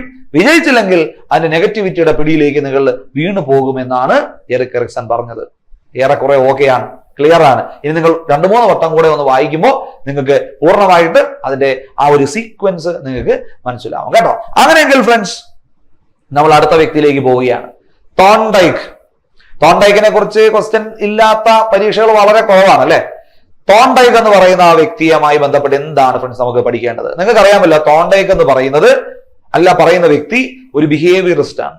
ബിഹേവിയറിസ്റ്റ് എന്ന് പറഞ്ഞു കഴിഞ്ഞാൽ വ്യവഹാരവാദിയാണ്. വ്യവഹാരവാദം എന്താണെന്നൊക്കെ നമ്മൾ ആ സ്കൂൾ ഓഫ് സൈക്കോളജി എന്ന് പറയുന്ന സെക്ഷനിൽ വിശദമായിട്ട് പഠിക്കുന്നതാണ്. അതായത് ചോദക പ്രതികരണത്തിൽ അധിഷ്ഠിതമാണ് സൈക്കോളജി എന്ന് വിശ്വസിക്കുന്ന ഒരു വിഭാഗമാണ് ഈ വ്യവഹാരവാദികൾ. അതിലൊരു പ്രധാനപ്പെട്ട ആളാണ് നമ്മുടെ ഈ എഡ്വേർഡ് തോണ്ടൈക്ക് എന്ന് പറയുന്ന ആൾ. തോണ്ടൈക്കിനെ കുറിച്ച് നമ്മൾ എന്താണ് ഫ്രണ്ട്സ് പഠിക്കേണ്ടത്? തോണ്ടൈക്കിന്റെ സിദ്ധാന്തത്തിന്റെ പേര് നിങ്ങൾ ഓർത്തോണേ, ശ്രമ പരാജയ സിദ്ധാന്തം അല്ലെങ്കിൽ ട്രയൽ ആൻഡ് എറർ ലേണിംഗ്. സ്ഥിരം ക്വസ്റ്റ്യൻ ആണ്, റാൻഡമായിട്ട് വളരെ ഡയറക്റ്റ് ആയിട്ട് ക്വസ്റ്റ്യൻ ചോദിക്കും. ശ്രമ പരാജയ സിദ്ധാന്തത്തിന്റെ വക്താവ് ആര്? തോണ്ടൈക്കാണ്, എഡ്വേർഡ് തോണ്ടൈക്ക്. ഇതിനെ തന്നെയാണ് ബന്ധ സിദ്ധാന്തം, ബോണ്ട് തിയറി എന്നും കണക്ഷനിസം എന്നും വിളിക്കുന്നത്. അപ്പൊ ട്രയൽ ആൻഡ് എറർ ലേണിംഗ്, ബന്ധ സിദ്ധാന്തം, ബോണ്ട് തിയറി, കണക്ഷനിസം എന്നൊക്കെ വിളിക്കുന്നത് എന്തിനെയാണ്? നമ്മുടെ ഈ പറഞ്ഞ ആരുടെ തിയറിയാണ്? നമ്മുടെ തോണ്ടൈക്കിന്റെ തിയറിയാണ്. ഇതെല്ലാം ഒന്ന് തന്നെയാണ് കേട്ടോ. ശ്രമപരാജയ സിദ്ധാന്തം, ബന്ധ സിദ്ധാന്തം, ബോണ്ട് തിയറി, കണക്ഷനിസം, ഇതെല്ലാം ഒന്ന് തന്നെയാണ്, തോണ്ടൈക്കിന്റെ തിയറിയാണ്. എഡ്വേർഡ് തോണ്ടൈക്ക് ആണ് ഇതിന്റെ വക്താവ്. ചോദക പ്രതികരണ സിദ്ധാന്തമാണ് ഇത്, കാരണം ബിഹേവിയറിസ്റ്റ് ആണല്ലോ ഇദ്ദേഹം. ശ്രമപരാജയ പരീക്ഷണങ്ങളിൽ തോണ്ടൈക്ക് നടത്തിയത് പൂച്ചയിലായിരുന്നു. പറയല്ലോ തോണ്ടൈക്കിന്റെ പൂച്ച, പാവ്ലോവിന്റെ പട്ടി എന്നൊക്കെ പറഞ്ഞ് നമ്മൾ കുറെ പണ്ട് പഠിച്ചിട്ടുണ്ട് അല്ലെ. തോണ്ടൈക്കിന്റെ പ്രധാനപ്പെട്ട എക്സ്പെരിമെന്റുകൾ പൂച്ചയിലായിരുന്നു. ഫ്രണ്ട്സ്, ഈ പൂച്ചയുടെ ഈ ഇത്തരത്തിലുള്ള എക്സ്പെരിമെന്റുകൾ നിങ്ങൾ വീണ്ടും വീണ്ടും ഇരുന്ന് വായിച്ച് പഠിക്കുന്നതിൽ അർത്ഥമില്ല കേട്ടോ. നമ്മുടെ പരീക്ഷയ്ക്ക് എക്സ്പെരിമെന്റുകളല്ല ചോദിക്കുന്നത്, അതിൽ നിന്നുള്ള ഇംപ്ലിക്കേഷൻസും തിയറി റിലേറ്റഡ് ആയിട്ടുള്ള കാര്യങ്ങളാണ്. നിങ്ങൾ ഇത് എക്സ്പെരിമെന്റ് ഇരുന്ന് നോക്കാൻ പോയാൽ നമുക്ക് കുറെ സമയം പോകുമെന്നുള്ളതല്ലാതെ നമുക്ക് അതിൽ പ്രത്യേകിച്ച് വലിയ കാര്യമൊന്നുമില്ല. ഇതെന്താണ് ഈ തിയറിയിൽ പറയുന്നത്, അതാണ് നമുക്ക് ഇമ്പോർട്ടന്റ് ആയിട്ട് ചുരുങ്ങിയ സമയം കൊണ്ട് എങ്ങനെ മാക്സിമം കണ്ടന്റ് പഠിക്കുക, അതാണല്ലോ നമ്മൾ ഉദ്ദേശിക്കുന്നത്. സോ ഇദ്ദേഹത്തിന്റെ പ്രധാനപ്പെട്ട എക്സ്പെരിമെന്റ് എന്ന് പറയുന്നത് പൂച്ചയിലാണ്. ഭക്ഷണത്തിന്റെ സാന്നിധ്യവും അത് നേടിയെടുക്കാനുള്ള അഭിവാഞ്ഛയും പൂച്ചയിൽ ഉളവാക്കുന്ന പ്രതികരണങ്ങളുമായിരുന്നു പരീക്ഷണങ്ങൾക്ക് അടിസ്ഥാനം. അത് ഭക്ഷണത്തിന് വേണ്ടി ഈ പൂച്ച കിടന്ന് കാട്ടിക്കൂട്ടുന്ന പരാക്രമങ്ങളായിരുന്നു ആ എക്സ്പെരിമെന്റ്. എക്സ്പെരിമെന്റിന്റെ ഡീറ്റെയിൽസ് ഒന്നും ഞാനിവിടെ പറയുന്നില്ല, കാരണം അത് നിങ്ങൾക്ക് വായിച്ചാൽ മനസ്സിലാവുന്ന കാര്യങ്ങളാണ്. നമുക്ക് ഈ പ്രധാനപ്പെട്ട കണ്ടന്റ് എന്താണ് എന്നാണ് നോക്കേണ്ടത്. കൂടാതെ ശ്രമ പരാജയ സിദ്ധാന്തങ്ങളിൽ നിന്നും പഠനവുമായി ബന്ധപ്പെട്ട് നമ്മുടെ തോണ്ടൈക്ക് 3 പഠന നിയമങ്ങൾ ആവിഷ്കരിച്ചു. ഇത് ആണ് നമ്മൾ കോൺസെൻട്രേറ്റ് ചെയ്യേണ്ടത്. അത് തോണ്ടൈക്ക് ഈ എക്സ്പെരിമെന്റുകളൊക്കെ നടത്തി അദ്ദേഹത്തിന്റെ സിദ്ധാന്തമൊക്കെ ഉണ്ടാക്കി വന്നപ്പോൾ ഇദ്ദേഹം പഠനവുമായി ബന്ധപ്പെട്ട 3 നിയമങ്ങൾ പറഞ്ഞു. അത് വളരെ ഇമ്പോർട്ടന്റ് ആണ് കേട്ടോ. എന്താണ് ഫ്രണ്ട്സ് ആ 3 ലേണിംഗ് തിയറീസ് എന്ന് പറയുന്നത്? ഒന്ന്, സന്നദ്ധത നിയമം അല്ലെങ്കിൽ ലോസ് ഓഫ് ലേണിംഗ് എന്ന് വേണമെങ്കിൽ പറയാം. സന്നദ്ധത നിയമം, ലോ ഓഫ് റെഡിനെസ്. 2, ഫല നിയമം, ലോ ഓഫ് ഇഫക്റ്റ്. 3, അഭ്യാസ നിയമം, ലോ ഓഫ് എക്സസൈസ്. സോറി, 1 സന്നദ്ധത നിയമം, ലോ ഓഫ് റെഡിനെസ്. 2 ഫല നിയമം, ലോ ഓഫ് ഇഫക്റ്റ്. 3 അഭ്യാസ നിയമം, ലോ ഓഫ് എക്സസൈസ്. എന്താണ് ഫ്രണ്ട്സ് ഇത് 3 തമ്മിലുള്ള വ്യത്യാസം? അത് നമുക്ക് പഠിക്കാനുണ്ട് കേട്ടോ. പഠനവുമായി ബന്ധപ്പെട്ട 3 നിയമങ്ങൾ എന്താണ് തോണ്ടൈക്ക് പറയാൻ കാരണം? അതെന്തായിരുന്നു? അത് ഒന്നാമത്തേതാണ് സന്നദ്ധതാ നിയമം. കൂടെ സന്നദ്ധതാ നിയമം എന്ന് പറഞ്ഞാൽ ഒരു കുട്ടി പഠിക്കാൻ സന്നദ്ധത കാണിക്കുമ്പോൾ ആ കുട്ടിയെ പഠിപ്പിക്കുക. ഒരു കുട്ടിക്ക് പഠിക്കാൻ സന്നദ്ധത ഇല്ലാത്ത സമയത്ത് ആ കുട്ടിയെ പഠിപ്പിക്കരുത്. ഒരു കുട്ടി പഠിക്കാൻ സന്നദ്ധത കാണിക്കുമ്പോൾ ആ കുട്ടിയെ പഠിപ്പിക്കാതിരിക്കുകയും ചെയ്യരുത്. ഇത് പറയുന്ന സിദ്ധാന്തമാണ് സന്നദ്ധത നിയമം, അല്ലെങ്കിൽ സിദ്ധാന്തം എന്ന് പറയുന്ന നിയമം. തോണ്ടൈക്കിന്റെ അഭിപ്രായ പ്രകാരം സ്വയം സന്നദ്ധതയും താല്പര്യവുമുള്ള സമയമാണ് പ്രവർത്തിക്കാൻ ഏറ്റവും അനുയോജ്യം. അതായത് എപ്പോഴും ശ്രദ്ധിച്ചാണേ, പഠിക്കാൻ വേണ്ടി ഇരിക്കുന്നു, പക്ഷെ നിങ്ങൾക്ക് പഠിക്കാൻ ഒരു റെഡിനെസ്സും ഇല്ല, താല്പര്യം തോന്നുകയില്ല, നിങ്ങളോട് പഠിക്കാൻ പറ്റില്ല. അതേസമയം അതിനുള്ളൊരു സന്നദ്ധത വരുന്ന സമയത്ത് നിങ്ങളൊന്ന് പഠിക്കാൻ ഇരുന്ന് നോക്കിക്കേ, അയ്യോ നിങ്ങൾ ഇതുപോലെ ഇത്ര എഫക്റ്റീവ് ആയിട്ടുള്ളൊരു പഠന സമയം വേറെ ഉണ്ടാവില്ല. അപ്പൊ ഇത് തോണ്ടൈക്ക് പറയുന്നു, നമ്മൾ ക്ലാസ് എടുക്കാൻ പോകുന്ന സമയത്തും ഇതാണ് മനസ്സിൽ വേണ്ടത്. കുട്ടികളെ സന്നദ്ധ അല്ലെങ്കിൽ റെഡിനെസ് എന്ന് പറയുന്ന സന്നദ്ധത എന്ന് പറയുന്നത് കുട്ടികൾക്ക് ഉണ്ടാക്കി കൊടുക്കുക. അല്ലാത്ത പക്ഷം താല്പര്യമില്ലാത്ത അല്ലെങ്കിൽ കണ്ടന്റ് റിസീവ് ചെയ്യാൻ പറ്റാത്തൊരവസ്ഥയിൽ നിങ്ങൾ പഠിപ്പിക്കാൻ ചെന്നാൽ കുട്ടികൾക്ക് ഒന്നും മനസ്സിലാവില്ല എന്നാണ് നമ്മുടെ തോണ്ടൈക്ക് പറയുന്നത്. താല്പര്യമില്ലെങ്കിൽ പ്രവർത്തിക്കുക എന്നത് അസ്വാസ്ഥ്യകരമാണ്. നിങ്ങൾ ആലോചിക്കുക, പഠിക്കാൻ ഒരു താല്പര്യമില്ലാത്ത അവസ്ഥയിൽ നിങ്ങളെ ക്ലാസ്സിൽ പിടിച്ചിരുത്തി പഠിപ്പിക്കുന്ന ഒരു അവസ്ഥ വല്ലാത്തൊരു അവസ്ഥയാണ് അല്ലെ. ഇപ്പൊ ഈ ക്ലാസ് കാണുന്ന സമയത്താണെങ്കിൽ പോലും നിങ്ങൾക്ക് പഠിക്കാൻ ഇൻട്രസ്റ്റ് ഇല്ലെങ്കിൽ നിങ്ങൾക്ക് വീഡിയോ ഓഫ് ചെയ്ത് വയ്ക്കാനുള്ള ഒരു അവസരമുണ്ട് അല്ലെ. നിങ്ങൾക്ക് പഠിക്കാൻ തോന്നുമ്പോൾ വന്ന് കണ്ടാൽ മതി എന്ന് പറഞ്ഞാലും പകുതി വെച്ചിട്ട് പോരുത് കേട്ടോ. പക്ഷേ നിങ്ങൾ ലൈവ് ക്ലാസ്സിലാണ് പോകുന്നതെങ്കിലോ അവിടെ ചിലപ്പോൾ നിങ്ങൾക്ക് സന്നദ്ധത എന്ന് പറയുന്നത് ഇല്ലെങ്കിലും ചിലപ്പോൾ നിങ്ങൾ വന്നിരിക്കേണ്ടി വരും അല്ലെ. തോണ്ടയ്ക്ക് പറയുന്നത് സന്നദ്ധത ഉള്ളപ്പോഴാണ് നമ്മൾ ചെയ്യേണ്ടത് എന്നാണ്. എന്നാൽ സന്നദ്ധതയുള്ള സമയത്ത് പ്രവർത്തിക്കാതിരിക്കുന്നതും അതിലേറെ അസ്വാസ്ഥ്യകരമാണ്. അതായത് ക്ലാസ്സിൽ പഠിക്കാൻ വളരെ റെഡി ആയിട്ടിരിക്കുന്ന സമയത്ത് സാറുമാര് വന്ന് വല്ല കഥയും പറഞ്ഞുകൊണ്ടിരുന്നാലുള്ള അവസ്ഥ നിങ്ങളൊന്ന് ആലോചിച്ച് നോക്കിയേ. നിങ്ങൾ പഠിക്കാൻ റെഡിയാണ്, കണ്ടന്റ് റിസീവ് ചെയ്യാനുള്ള എല്ലാ അവസ്ഥയിലും നിങ്ങൾ ഇരിക്കുകയാണ്. സാറന്മാര് വന്നിട്ട് പറയാണ് പണ്ട് എന്റെ ജീവിതം അങ്ങനെയായിരുന്നു മക്കളെ എന്നൊക്കെ പറഞ്ഞ് സാറന്മാര് വന്നിരുന്ന് പറഞ്ഞാൽ നിങ്ങൾക്ക് തന്നെ വല്ലായ്മ തോന്നും അല്ലെ. കാരണം ഞാൻ പഠിക്കാനാണോ വന്നിരിക്കുന്നത്, സാറ് വേറെന്തോ പറയുന്നത്. അപ്പം സന്നദ്ധത ഉള്ള സമയത്ത് പഠിപ്പിക്കാതിരിക്കുകയും ചെയ്യരുത്. സന്നദ്ധത ഉള്ള സമയത്ത് പഠിപ്പിക്കുക, സന്നദ്ധത ഉള്ള സമയത്ത് പഠിപ്പിക്കാതിരിക്കുകയും ചെയ്യരുത്. സന്നദ്ധത ഇല്ലാത്ത സമയത്ത് പഠിപ്പിക്കാൻ ശ്രമിക്കുകയും ചെയ്യരുത്. ഇതാണ് സന്നദ്ധതാ നിയമം എന്നതുകൊണ്ട് ഉദ്ദേശിക്കുന്നത് ലോ ഓഫ് റെഡിനെസ്. സിമ്പിൾ ആണ്, സെൽഫ് എക്സ്പ്ലനേറ്ററി ആയിട്ടുള്ള കാര്യമാണ്. ഇദ്ദേഹത്തിന്റെ രണ്ടാമത്തെ നിയമം എന്താണ്? രണ്ടാമത്തെ നിയമമാണ് ഫല നിയമം. ഫ്രണ്ട്സ്, ഫല നിയമം എന്ന് പറഞ്ഞാൽ എന്താണ്? Law of effect. പ്രതികരണത്തിന്റെ ഫലം സുഖമുള്ളതാണെങ്കിൽ അത് വീണ്ടും ആവർത്തിക്കപ്പെടും, അല്ലാത്ത പക്ഷം അതിനുള്ള സാധ്യത കുറവാണ്. നിങ്ങളൊരു പ്രതികരണം നടത്തി അതിനൊരു നല്ല ഫീഡ്ബാക്ക് കിട്ടിയാൽ നിങ്ങൾ വീണ്ടും ആ പ്രതികരണം റിപ്പീറ്റ് ചെയ്യില്ലേ? നമ്മളെല്ലാവരും ചെയ്യും അല്ലെ.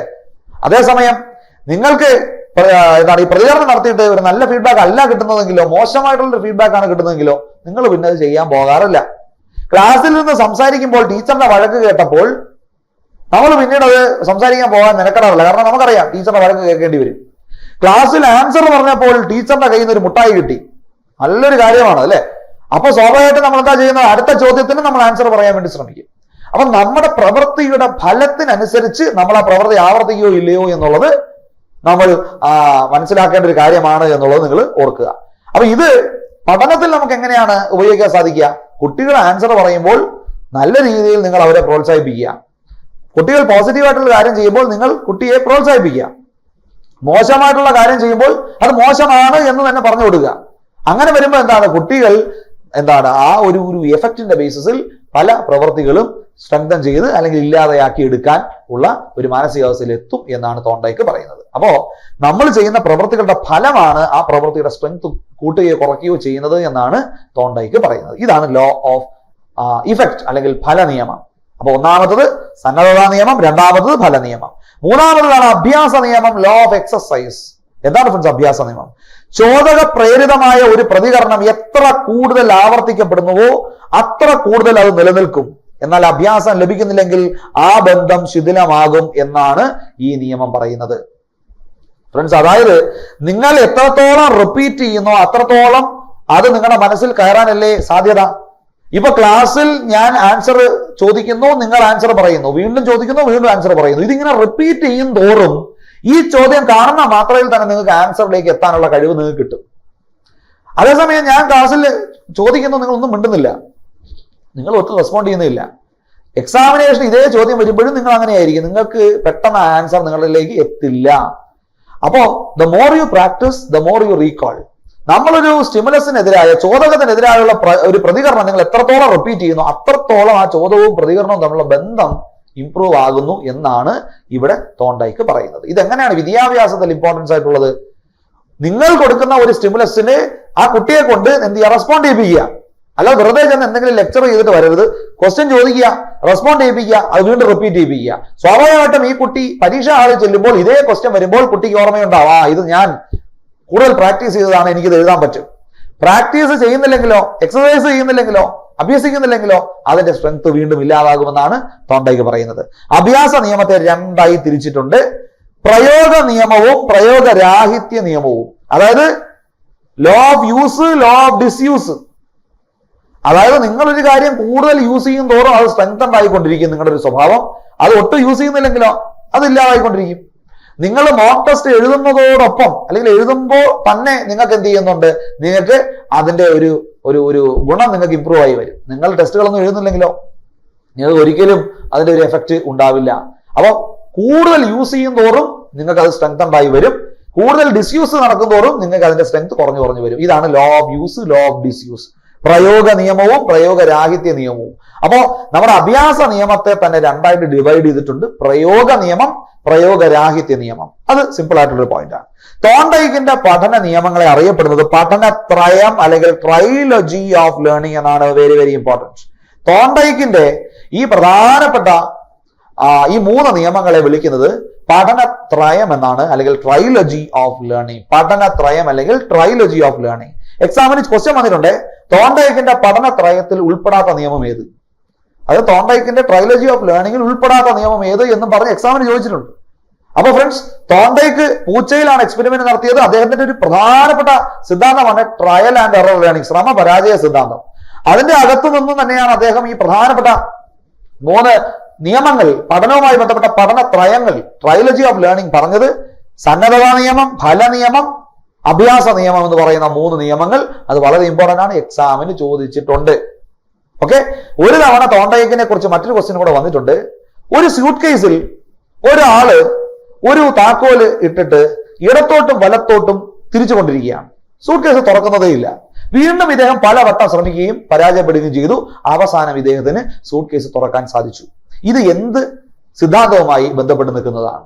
നോക്കൂ, വളരെ സ്ട്രൈറ്റ് ഫോർവേഡ് ആയിട്ടുള്ള ക്വസ്റ്റ്യൻ നമ്മുടെ എക്സാമിന് വന്നിട്ടുണ്ട്. എന്താണ് കൂട്ടിന് നമ്മളൊരു സ്യൂട്ട് കേസിന്റെ അകത്തൊരു താക്കോലിട്ടിട്ട് ഇടത്തേക്കും വലത്തേക്കും തിരിച്ചിട്ട് നടക്കുന്നില്ല. പല ആംഗിളിലും നമ്മൾ പരീക്ഷിച്ചപ്പോ അവസാനം പെട്ടി തുറന്നു. ശ്രമിച്ചു പരാജയപ്പെട്ടു, ശ്രമിച്ചു പരാജയപ്പെട്ടു, അവസാനം നമ്മൾ വിജയിച്ചു എന്നാണ് അതിന്റെ അർത്ഥം. ഇതല്ലേ സമപരാജയ സിദ്ധാന്തം. നമ്മൾ എപ്പോഴും ശ്രമിക്കും തോറും പരാജയപ്പെടും, ഏറ്റവും അവസാനം നമ്മൾ വിജയിക്കും. PSC പരീക്ഷ എഴുതുന്ന നിങ്ങൾ ഓരോരുത്തരും വിജയിക്കുക, അത് നിങ്ങളുടെ മനസ്സിലുണ്ടായിരിക്കുക. നിങ്ങൾ ശ്രമിക്കും, പരാജയപ്പെടും, വീണ്ടും ശ്രമിക്കും, വീണ്ടും പരാജയപ്പെടും, അവസാനം നിങ്ങൾ വിജയിച്ചിരിക്കുക തന്നെ ചെയ്യും. ഈ പരീക്ഷ നിങ്ങൾ വിജയിക്കണം കേട്ടോ. നിങ്ങൾ മറ്റു കുറെ പരീക്ഷകൾ എഴുതിയിട്ടുണ്ടെന്ന് എനിക്കറിയാം. അതിലൊക്കെ മിക്കവാറും പരാജയമായിരിക്കും പലർക്കും ഉണ്ടായിട്ടുണ്ടാവുക. കുഴപ്പമില്ല, നിങ്ങൾക്ക് വിജയിക്കാനുള്ള അവസരം ഇവിടെ വന്നിട്ടുണ്ട് എന്നാണ് തോണ്ടൈക്ക് പറയുന്നത്. ഓക്കെ അല്ലേ ഫ്രണ്ട്സ്? അപ്പോൾ തോണ്ടൈക്കുമായി ബന്ധപ്പെട്ട ആ നിയമം നിങ്ങൾക്ക് പിടികിട്ടിയില്ലേ? ഓക്കെയാണ് കൂടെ. അങ്ങനെയെങ്കിൽ നമ്മുടെ 3ാമത്തെ വ്യക്തിയിലേക്ക് കടക്കുകയാണ്.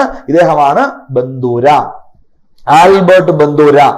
ബന്ദൂരയെ കുറിച്ച് നമ്മുടെ പരീക്ഷയിൽ ക്വസ്റ്റ്യൻസ് വന്നിട്ടുണ്ട് കേട്ടോ. ബന്ദൂരയുടെ പ്രധാനപ്പെട്ട സിദ്ധാന്തമാണ് സോഷ്യൽ ലേണിംഗ്. സാമൂഹിക പഠന സിദ്ധാന്തം ആരുടേതാണ് എന്ന് നമ്മുടെ എക്സാമിന് ഡയറക്റ്റ് ക്വസ്റ്റ്യൻ ചോദിച്ചിട്ടുണ്ട്. അത് ആൽബർട്ട് ബന്ദൂരയുടേതാണ് കേട്ടോ. ബന്ദൂര സോഷ്യൽ ലേണിംഗ് തിയറി, സാമൂഹിക പഠന സിദ്ധാന്തം ആരുടേതാണ്? അത് ആൽബർട്ട് ബന്ദൂരയുടേതാണ് കേട്ടോ.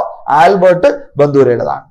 കൂടെ ബന്ദൂരയുടെ സാമൂഹിക പഠന സിദ്ധാന്തത്തെ പിന്നീട് അദ്ദേഹം പേര് മാറ്റിയിട്ടുണ്ട് കേട്ടോ. പിന്നീട് അദ്ദേഹം സാമൂഹിക ജ്ഞാന സിദ്ധാന്തം, സോഷ്യൽ കൊഗ്നിറ്റിവിസം എന്ന് പറഞ്ഞ് അദ്ദേഹം മാറ്റിയിട്ടുണ്ട്. കാരണം എന്താ പറയുക, ബന്ദൂരെ നമ്മൾ സാധാരണ മനസ്സിലാക്കുന്നത് ഒരു ബിഹേവിയറിസ്റ്റ് ആയിട്ടാണ്. പക്ഷെ പിന്നീട് അദ്ദേഹം ഒരു കൊഗ്നിറ്റിവിസ്റ്റ് ലെവലിലേക്ക് മാറി. അതുകൊണ്ടാണ് ആ സോഷ്യൽ ലേണിംഗ് എന്ന് പറയുന്നതിന്റെ പേര് മാറ്റി സോഷ്യൽ കൊഗ്നിറ്റിവിസം എന്ന് പറയുന്ന, അല്ലെങ്കിൽ സാമൂഹിക ജ്ഞാന സിദ്ധാന്തം എന്ന് പറയുന്ന ഒരു പേരിലേക്ക് മാറ്റിയിട്ടുണ്ട്. പക്ഷെ ആ പേര് പൊതുവെ എക്സാമിന് അങ്ങനെ ചോദിച്ച് കണ്ടിട്ടില്ല. അതൊരു എക്സ്ട്രാ പോയിന്റ് ആയിട്ട് നിങ്ങൾ ഓർത്തിരുന്നാൽ മതി. എപ്പോഴും ചോദിക്കുന്നത് സാമൂഹിക പഠന സിദ്ധാന്തം ആരുടേത്? ബന്ദൂര. അതിന്റെ പുതിയ പേരെന്താണ്? സാമൂഹിക ജ്ഞാന സിദ്ധാന്തം എന്നാണ് കേട്ടോ. ഈ സിദ്ധാന്തം വഴി മനുഷ്യർ പരസ്പരം കാര്യങ്ങൾ എങ്ങനെ പഠിക്കുന്നു എന്നത് കണ്ടെത്താനാണ് ശ്രമിക്കുന്നത്. അത് ഒരു മനുഷ്യൻ എങ്ങനെയാണ് മ്യൂച്വൽ ആയിട്ട് അല്ലെങ്കിൽ പരസ്പരം എങ്ങനെയാണ് പല കാര്യങ്ങൾ പഠിക്കുക, കണ്ടുപഠിക്കുക, അതാണ് ഇവിടെ ബന്ദൂര എക്സ്പ്ലോർ ചെയ്യാൻ ശ്രമിക്കുന്നത്. നേരിട്ടുള്ള അനുഭവം വഴിയുള്ള പഠനത്തെക്കുറിച്ചാണ് ഈ സിദ്ധാന്തം നിരീക്ഷിക്കുന്നത്. ഡയറക്റ്റ് എക്സ്പീരിയൻസിൽ കൂടി എന്തൊക്കെയാണ് മനസ്സിലാക്കുന്നത് എന്നാണ് ഈ പറയുന്ന സിദ്ധാന്തത്തിൽ അദ്ദേഹം ഉദ്ദേശിക്കുന്നത്. നമുക്ക് നോക്കാം എന്താണ് അദ്ദേഹത്തിന്റെ സിദ്ധാന്തവുമായി ബന്ധപ്പെട്ടത്. ഒരു മനുഷ്യന്റെ വ്യക്തിത്വം അവന്റെ പെരുമാറ്റവും ചിന്തയും പരിസ്ഥിതിയും ചേർന്നാണ് രൂപപ്പെടുത്തുന്നതെന്നാണ് ബന്ദൂര അഭിപ്രായപ്പെടുന്നത്. അതായത് എന്റെ വ്യക്തിത്വം, എന്റെ പെരുമാറ്റം, എന്റെ ചിന്ത, എന്റെ പരിസ്ഥിതി തുടങ്ങിയ ഫാക്ടേഴ്സ് എല്ലാം കൂടെ ഇൻഫ്ലുവൻസ് ചെയ്യുന്നതാണെന്നാണ് ബന്ദൂര പറയുന്നത്. സിമ്പിൾ ആണ്, അത് സത്യമല്ലേ? അങ്ങനെയാണ്. ജനിതകമായ പ്രവർത്തനത്തെക്കാൾ പരിസ്ഥിതിയാണ് ഒരാളുടെ പെരുമാറ്റം രൂപപ്പെടുത്തുന്നതിൽ സഹായിക്കുന്നത് എന്ന് അദ്ദേഹം വിശ്വസിച്ചു. നല്ലൊരു പോയിന്റ് ആണ് കേട്ടോ. ജനറ്റിക് ഫാക്ടേഴ്സ് അല്ല, അല്ലെങ്കിൽ അതിനേക്കാൾ പ്രധാനം എൻവയോൺമെന്റൽ ഫാക്ടേഴ്സ് ആണ് നമ്മുടെ സ്വഭാവത്തെ, പെരുമാറ്റത്തെ രൂപപ്പെടുത്തുന്നതിൽ പങ്കുവഹിക്കുന്നത് എന്നാണ് ബന്ദൂര വിശ്വസിച്ചത്. അത് പാരമ്പര്യ ഘടകങ്ങളെക്കാൾ ഉപരിയായിട്ട് നമ്മുടെ പരിസ്ഥിതിയുടെ ഇൻഫ്ലുവൻസ് ആണ് നമ്മുടെ സ്വഭാവത്തിൽ ഉണ്ടാകുന്നതെന്നാണ്, അല്ലെങ്കിൽ പ്രതിഫലിക്കുന്നത് എന്നാണ് നമ്മുടെ ബന്ദൂര പറഞ്ഞിരിക്കുന്നത് കേട്ടോ. ഇത് പ്രൂവ് ചെയ്യാൻ വേണ്ടി അദ്ദേഹം നടത്തിയ ഒരു പരീക്ഷണമാണ് ബോബോ ഡോൾ എക്സ്പെരിമെന്റ്, ബോബോ പാവ പരീക്ഷണം. കൂട്ടരെ, ബോബോ പാവ പരീക്ഷണം എന്ന് പറഞ്ഞാൽ എന്താണെന്ന് അറിയാമോ? അത് വളരെ സിമ്പിൾ ആയിട്ടുള്ള എക്സാമ്പിൾ ആണ്. ഈ ബോബോ പാവ എന്ന് പറഞ്ഞൊരു പെക്യൂലിയർ ഡോൾ ഉണ്ട് കേട്ടോ. ഇദ്ദേഹം എന്ത് ചെയ്യുന്ന പറയാമോ, ഒരു റൂമിന്റെ അകത്തേക്ക് കുറച്ച് പ്രായം കുറഞ്ഞ കുട്ടികളെ കയറ്റിയിരുത്തി. എന്നിട്ട് അതിന്റെ അകത്ത് ഒരു TV ഇട്ടിട്ട് ഇതിന്റെ അകത്ത് ഒരു മനുഷ്യന്റെ വീഡിയോ കാണിക്കുകയാണ്. ഈ മനുഷ്യൻ എന്താണ് ചെയ്യുന്നതെന്ന് അറിയാവോ, ഒരു ബോബോ പാവയുടെ പുറത്ത് ഈ മനുഷ്യൻ ചാടി വീഴുകയും അതിനെ അടിക്കുകയും ചവിട്ടുകയും ഉപദ്രവിക്കുകയും ചെയ്യുകയാണ്. ഇത് ഈ കുട്ടികൾ ഈ വീഡിയോയിൽ ഇങ്ങനെ കണ്ടുകൊണ്ടിരിക്കുകയാണ്. അപ്പൊ നോക്കുമ്പോ ഒരു വ്യക്തി ഒരു പാവയുടെ പുറത്ത് എന്തൊക്കെയോ ചെയ്യുന്നു, വളരെ വയലന്റ് ആയിട്ട് ചെയ്യുന്നു. കുട്ടികൾ ഇത് വളരെ കീനായിട്ട് ഒബ്സർവ് ചെയ്തുകൊണ്ടിരിക്കുകയാണ്. എന്നിട്ട് നമ്മുടെ ബന്ധുവിനെ എന്തെന്ന് പറയുമോ, രണ്ടാമത്തെ റൂമിലേക്ക് ഇതേ കുട്ടികളെ പറഞ്ഞു വിട്ടു. അവിടെ നല്ല ഉയരത്തിൽ ചില ബോബോ പാവകളെ ഇങ്ങനെ വെച്ചിട്ടുണ്ടായിരുന്നു. അപ്പൊ കുട്ടികൾ കാണി നിൽക്കുകയാണ്. കുട്ടികൾക്ക് പാവ കണ്ടപ്പോൾ വലിയ കൗതുകമായി അതിനെ എടുക്കണം, തൊടണം എന്നൊക്കെ ഉള്ള മൈൻഡ് സെറ്റിലേക്ക് കുട്ടികൾ വന്നിരിക്കുകയാണ്. പക്ഷെ കുട്ടികൾക്ക് എത്തിപ്പിടിക്കാൻ പറ്റുന്നില്ല, അത്ര ഹൈറ്റിലാണ് വെച്ചിരിക്കുന്നത്.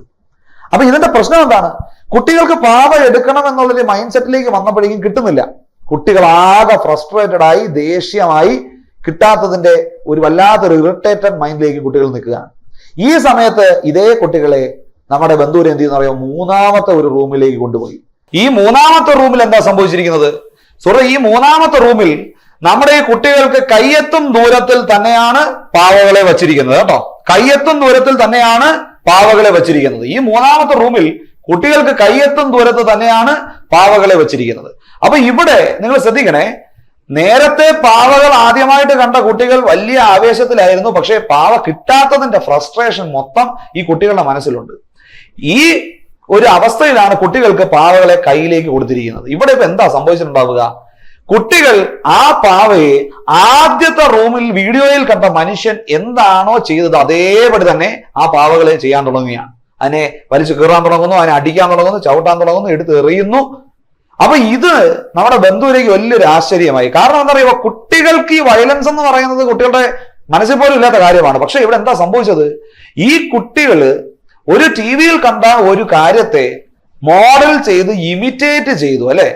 ആ കുട്ടികൾക്ക് ആ ഒരു ഇമിറ്റേഷൻ എന്ന് പറയുന്ന ഒരു കാര്യത്തിലേക്ക് എത്തിച്ചിരിക്കുകയാണ്. സ്വാഭാവികമായിട്ടും കുട്ടികൾക്ക് ഒരു ഫ്രസ്ട്രേഷൻ വന്നതുകൊണ്ടാണ് കുട്ടി അത് ഇമിറ്റേറ്റ് ചെയ്തത്, അത് സത്യമാണ്. പക്ഷെ അപ്പോഴും ബന്ധുവിലേക്ക് ഒരു കാര്യം മനസ്സിലായി, വ്യക്തികൾ മറ്റൊരു വസ്തുക്കളെ അല്ലെങ്കിൽ മറ്റൊരു ഇൻസിഡന്റിനെ കണ്ട് അനുകരിക്കാനുള്ള ടെൻഡൻസി വളരെ കൂടുതലാണ്. ഇത് വലിയൊരു കണ്ടുപിടുത്തമായിരുന്നു. കാരണം എന്താ പറയുക, സോഷ്യൽ മീഡിയ അല്ലെങ്കിൽ നമ്മുടെ ഈ പറയുന്ന പ്രധാനപ്പെട്ട ദൃശ്യ മാധ്യമം എന്നിവയ്ക്കൊക്കെ വലിയ ഒരു ഇൻഫ്ലുവൻസ് ഉണ്ട് എന്ന് നമ്മുടെ ബന്ധുവിലേക്ക് മനസ്സിലായി. സോഷ്യൽ മീഡിയ എന്ന് വെച്ചാൽ ഈ ദൃശ്യ മാധ്യമമാണ് കേട്ടോ. അപ്പൊ ഉദാഹരണത്തിന് നമ്മുടെ TV പോലെയുള്ള കാര്യങ്ങൾക്കൊക്കെ വലിയ ഇൻഫ്ലുവൻസ് നമ്മൾ ഉണ്ടാക്കാൻ പറ്റുമെന്നാണ് ഈ പറയുന്ന ബന്ധുരയുടെ ഈ ബോബോ പാവ പരീക്ഷണം വഴി തെളിഞ്ഞത്. അപ്പൊ ഇവിടെ ശ്രദ്ധിക്കേണ്ട ഒരു കാര്യം, മാതൃകാനുകരണം, മോഡലിംഗ് പഠിതാക്കളുടെ സമ്പൂർണ്ണ വ്യവഹാരം വാർത്തെടുക്കുന്നതിനുള്ള കാര്യക്ഷമമായ തന്ത്രമാണ്. ഇവിടെ നിങ്ങൾ ശ്രദ്ധിക്കേണ്ട ഒരു കാര്യം, നമ്മുടെ കുട്ടികൾ എന്താണ് ഇവിടെ ചെയ്തത്, കുട്ടികൾ പ്രധാനമായിട്ടും ആ വീഡിയോയിൽ കണ്ട ആളെ ആദ്യം ഒബ്സർവ് ചെയ്തു, അതിനുശേഷം ആ ആളെ മോഡലാക്കി മാറ്റി, അതിനുശേഷം ആ ആള് ചെയ്ത കാര്യങ്ങൾ ഇമിറ്റേറ്റ് ചെയ്തു അല്ലെ. 3 കാര്യമാണ് ചെയ്തിരിക്കുന്നത്. ഒന്ന്, മാതൃകയാക്കൽ അല്ലെ. ഏറ്റവും ആദ്യം ആ ഒരു മാതൃകയാക്കാൻ പറ്റിയ ഒരു വ്യക്തിയെ സെലക്ട് ചെയ്യുന്നു. 2, അയാൾ ചെയ്ത കാര്യങ്ങളെ മുഴുവൻ ഒബ്സർവ് ചെയ്യുന്നു, നിരീക്ഷിക്കുന്നു.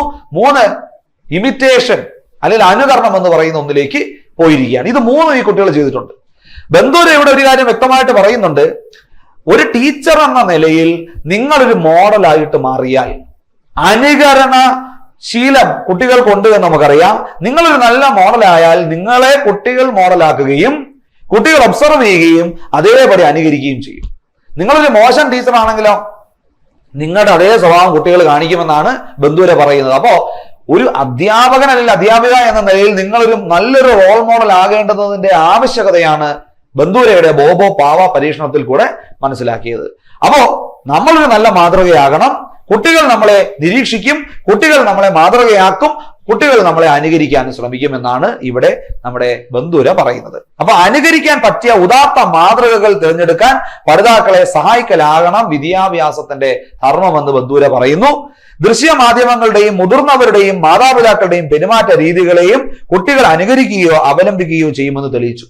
അച്ഛനും അമ്മയും ചെയ്യുന്ന രീതികൾ, ബിഹേവ് ചെയ്യുന്ന പാറ്റേണുകൾ, നമ്മുടെ അധ്യാപകരുടെ പാറ്റേണുകൾ, മറ്റു മുതിർന്ന വ്യക്തികൾ ചെയ്യുന്ന കാര്യങ്ങൾ ഇതൊക്കെ കുട്ടികൾ അനുകരിക്കാൻ ശ്രമിക്കുമെന്നും ബന്ദൂര തെളിയിച്ചു.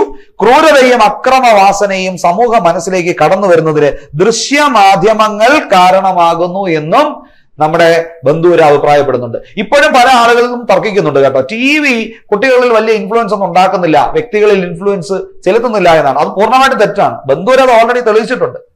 നിങ്ങൾ തന്നെ ഈ ന്യൂസിലൊക്കെ കേട്ടിട്ടില്ലേ, ദൃശ്യം മോഡൽ കൊലപാതകം. ദൃശ്യം എന്ന് പറയുന്ന സിനിമയിൽ എങ്ങനെയാണോ ആ വ്യക്തിയെ കൊന്നത്, അതുപോലെ തന്നെ ദൃശ്യം മോഡൽ കൊലപാതകം എന്നും പറഞ്ഞ് നമ്മുടെ സമൂഹത്തിലൊക്കെ അത് വലിയ ന്യൂസ് ആയിരുന്നു അല്ലെ. ഇവിടെ എന്താണ് സംഭവിച്ചിരിക്കുന്നത്? ദൃശ്യം എന്ന് പറയുന്ന ഒരു സിനിമ കണ്ടു, ആ ഒരു പാറ്റേൺ ഈ വ്യക്തിയുടെ മനസ്സിലുണ്ട്. ഈ വ്യക്തിക്ക് ഏതോ ഒരു വ്യക്തിയുമായിട്ട് വൈരാഗ്യ ബുദ്ധി വന്നപ്പോ ഉടനെ ഈ ഇമിറ്റേറ്റ് ചെയ്ത് വെച്ചിരിക്കുന്ന അതേപടി, ഒബ്സർവ് ചെയ്ത് വെച്ചിരിക്കുന്ന അതേപടി എടുത്ത് അങ്ങ് ഇമിറ്റേറ്റ് ചെയ്തു.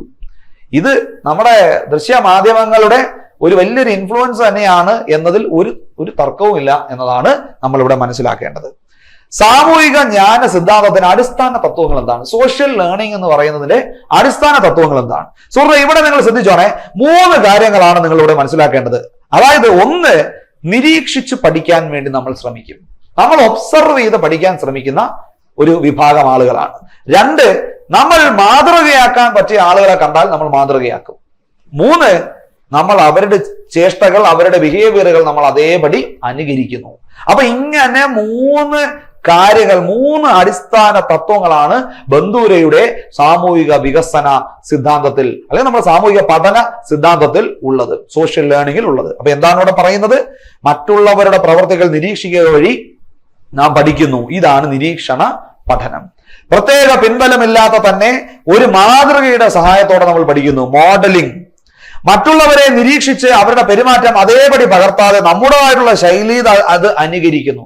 ചിലപ്പോൾ അവര് ചെയ്യുന്ന അതേപടി തന്നെ അനുകരിക്കണമെന്നില്ല, നമ്മുടേതായിട്ടുള്ള രീതിയിൽ ചിലപ്പോൾ അത് ചെറിയ മാറ്റങ്ങളൊക്കെ വരുത്തി നമ്മൾ എന്ത് ചെയ്യുന്നു, നമ്മൾ അതിനെ ഇമിറ്റേറ്റ് ചെയ്യുന്നു എന്നതാണ് ബന്ദൂര പറയുന്നത്. അപ്പോ ഈ 3 കാര്യങ്ങൾ സാമൂഹിക പഠന സിദ്ധാന്തത്തിൽ പ്രധാനപ്പെട്ട 3 കാര്യങ്ങൾ: 1, നിരീക്ഷണ പഠനം; 2, മാതൃകയാക്കൽ; 3, അനുകരണം. ഇത് 3 കൂടെ ചേരുമ്പോൾ സാമൂഹിക പഠന സിദ്ധാന്തം അവസാനിക്കുന്നു. കൂട്ടരെ, 3 പ്രധാനപ്പെട്ട വ്യക്തികളെയാണ് നമ്മളിവിടെ പഠിച്ചത് അല്ലെ. നമ്മുടെ എറിക്സനെ പഠിച്ചു, എഡ്വേർഡ് തോണ്ടൈക്കിനെ കുറിച്ച് പഠിച്ചു, ഇപ്പത്തെ ആൽബർട്ട് ബന്ദൂരയെ കുറിച്ചും പഠിച്ചു. 3 പേരും വ്യത്യസ്ത ആൾക്കാരാണ്. മനഃപൂർവ്വം വ്യത്യസ്തമായിട്ടുള്ള ആൾക്കാരെ ഒന്നിച്ച് പഠിച്ചതാണ്. കാരണം എന്താണെന്നറിയാവോ, ആ ഒരേ പാറ്റേണിൽ തന്നെ നമ്മൾ ഇങ്ങനെ പഠിച്ചു കഴിഞ്ഞാൽ അത് അത് എഫക്റ്റീവ് ആവില്ല. സോ അതിനെ ഒന്ന് സ്റ്റിമുലസ് വേരിയേഷന് വേണ്ടിയിട്ട് ഒന്ന് ബ്രേക്ക് ചെയ്ത് നമ്മൾ 3 വ്യത്യസ്ത ആളുകളെ ഒന്നിച്ച് പഠിച്ചതാണ് കേട്ടോ. ഫ്രണ്ട്സ്, 3 പേരെ കുറിച്ച് ഒരു ധാരണ നിങ്ങൾക്ക് ഇപ്പൊ കിട്ടിയല്ലോ. ഏകദേശം പോയിന്റുകളൊക്കെ നമ്മൾ കവർ ചെയ്തു. ഞാൻ ഒരു കാര്യം ഉറപ്പ് പറയുന്നു, ഈ ക്ലാസ്സുകൾ നിങ്ങൾ പഠിച്ചാൽ ഇതിന്റെ അകത്തുനിന്ന് തന്നെയായിരിക്കും ക്വസ്റ്റ്യൻസ് വരിക. ഈസി ആയിട്ട് നിങ്ങൾക്ക് മാർക്ക് സ്കോർ ചെയ്യാൻ പറ്റും. അങ്ങനെയെങ്കിൽ നമുക്ക് മറ്റൊരു ടോപ്പിക്കുമായിട്ട് മറ്റൊരു സെഷനിൽ മീറ്റ് ചെയ്യാം. Thank you so much.